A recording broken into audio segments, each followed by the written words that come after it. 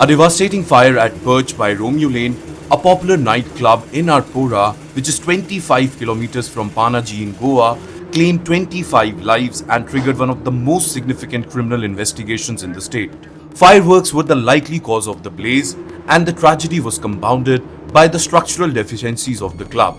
Its small exit doors connected only by a narrow bridge severely hampered escape routes for the people trapped inside. However, what has drawn sharp criticism and is most shocking is the response of club's owner, brothers Gaurav and Saurabh Luthra, who abandoned their establishment and disappeared. The Luthra brothers fled to Thailand in an audacious bid to evade law enforcement. Discovery of their escape came through immigration records, which revealed that the duo boarded an IndiGo flight 6E1073 to Phuket at 7:30 am on Sunday, just hours after the midnight fire at their nightclub. Now the question is, can Luthra brothers be brought back to India from Thailand? And is there an extradition treaty in place between the two nations?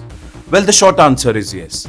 To secure the return of the Luthra brothers on charges of negligence and murder, India can invoke the extradition treaty signed with Thailand in 2013. The treaty came into effect in 2015 and establishes a comprehensive legal framework for seeking extradition of fugitive offenders, including those involved in terrorism, transnational crimes, and economic offences. Under the treaty's provision, extradition is permitted for any person wanted for trials or enforcement of a sentence by one contracting state and found in the territory of the other.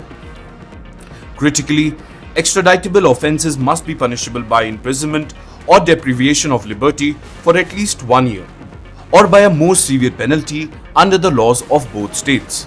The charges against the Luthra brothers likely meet this threshold. The extradition process requires the requesting state to submit a formal written request through diplomatic channels to the central authority of the requested state. For India, this central authority is the Ministry of External Affairs. For Thailand, it is the Attorney General.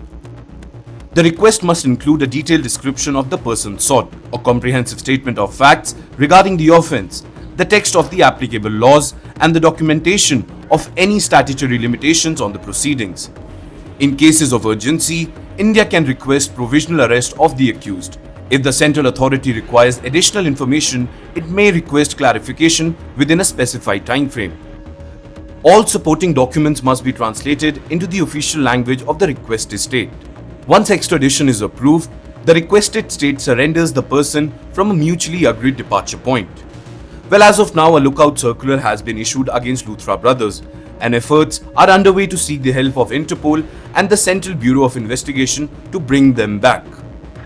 The Indian-Thailand Extradition Treaty provides a legitimate avenue for bringing the Luthra brothers to justice. However, the success of such proceedings depend on Thailand's willingness to cooperate and the sufficiency of evidence presented by Indian authorities. As investigations continue, the case exemplifies the challenges law enforcement faces when the accused criminal exploits international borders to evade accountability.